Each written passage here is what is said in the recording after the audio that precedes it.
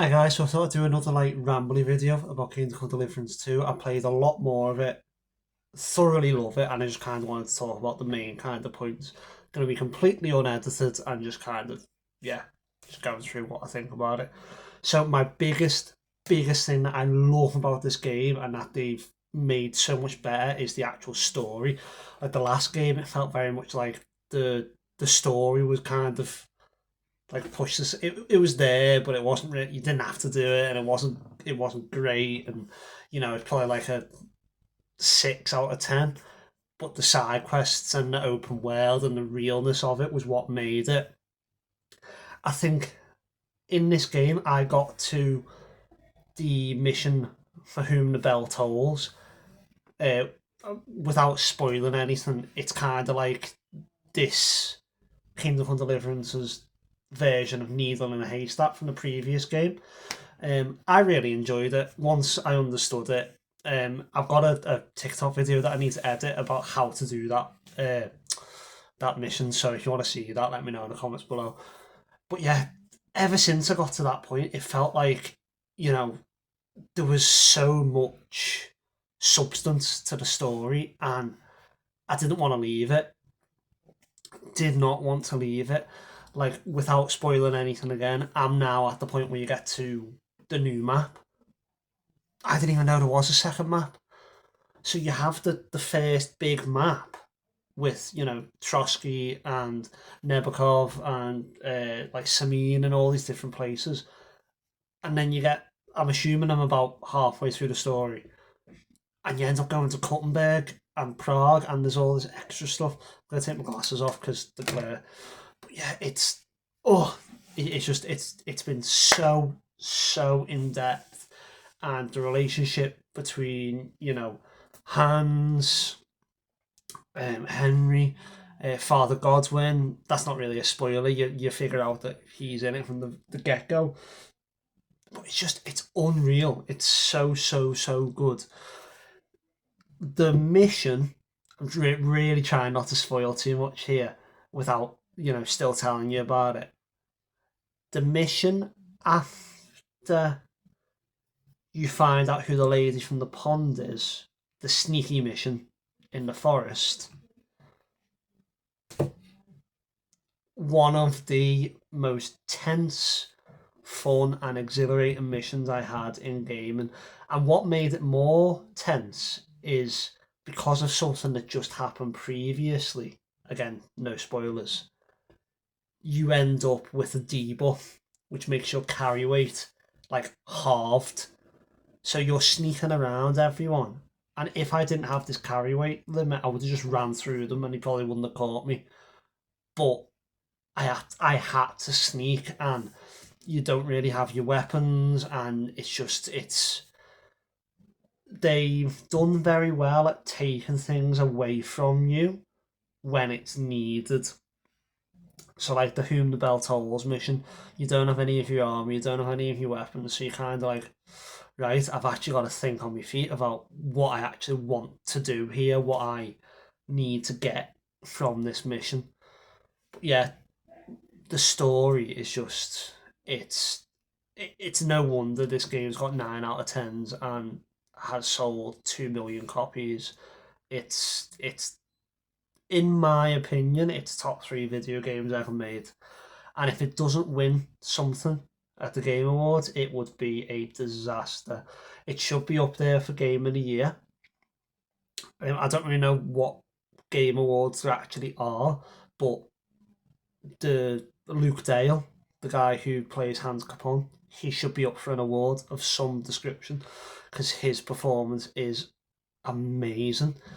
And I feel like what a lot of people forget is Luke Dale would have actually had a lot more to do than Tom McKay because the camera's from Tom McKay's eyes, so Luke Dale's more in the forefront, if that makes sense. So he would have actually been on camera doing the motion capture a lot more.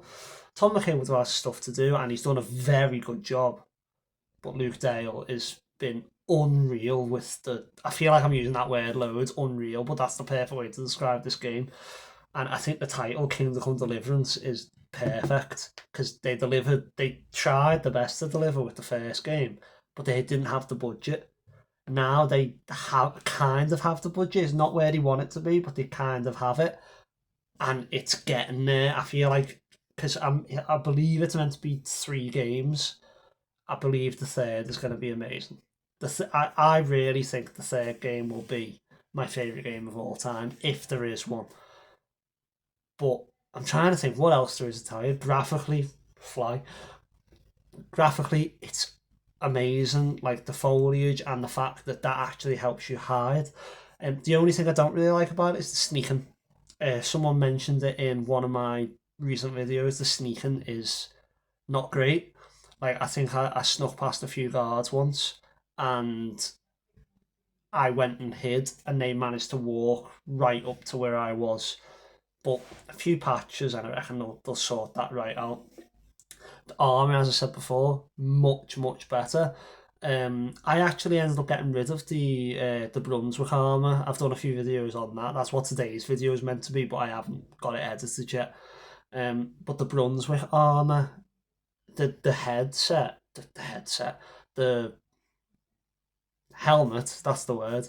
It doesn't have like a visor that you can flip, and I know that there are a few visors that you can actually flip. So I have like the Magdeburg Houndskull armor now. But yeah, the DLCs are coming out. Like, ugh, there's so much to do in that game, and this is without me even like talking about the archery or anything like that. I haven't really hunted. I haven't lockpicked. I haven't really been stealthy apart from the missions where I had to be stealthy. What I really like about this game is you can literally go through the game without ever picking up a bow and get through the game. You can literally go through the entire game without ever picking up a sword and do absolutely fine. You can get really good at knocking people out. You can be a thief the entire time in the game. You can be someone who's just decked up in armor. You can do it any way you want. So much so that I don't know what the actual, like, if there's a different outcome, but without spoiling anything, there is a mission, and if to do with Samin, which really dictates which way you go with the game. So that was quite surprising, how, because I just picked what I would do personally in the moment, and that resulted in something that I didn't actually expect to happen. But because I picked it, that's just the way I'm going. With these games, I always try and do 3 playthroughs. I do a playthrough.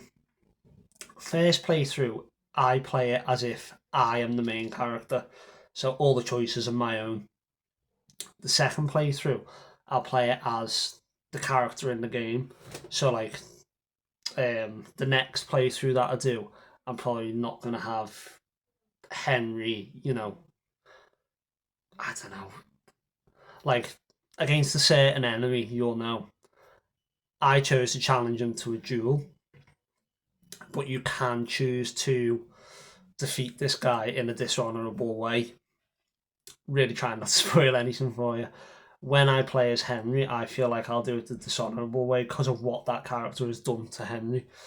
And then the third playthrough that I'll basically just go in and I'll understand the game enough to play it how I want. So I might, go into a town and, destroy everything, take everything. That'll be kind of like a max run type of thing. But yeah, it's a very, very good. If you haven't played this game yet, go and play it. I think it's only about £60, but I am halfway through the game. Halfway in the story. Like, there's so much else apart from the story. And I'm like 100 hours in. And I'm only halfway. And there's so much more that I could have done up to this point. Like, there's a few like side quests that got cancelled for me just because I was so invested in the main story, because it felt like it was on a time limit.